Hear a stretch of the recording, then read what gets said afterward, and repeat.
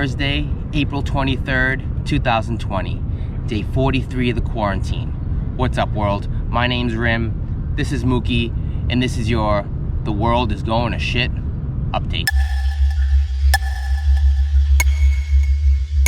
Total number of cases has surpassed 2.6 million people, including more than 183,000 fatalities, and more than 720,000 patients have recovered. In the United States, over the past 5 weeks, 26 million people have filed for unemployment. South Korea's GDP experiences its biggest drop in over 12 years. In the last 24 hours, Australia has recorded only 8 new cases. More than 40 crew members on a ship docked in Japan have tested positive for COVID-19. 2 cats in New York test positive for COVID-19, marking the first 2 pets to test positive.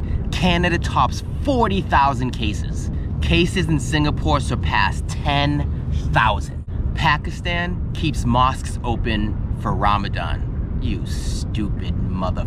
So, in conclusion, this world is still going to shit. We'll see you tomorrow. Guess what, bitch?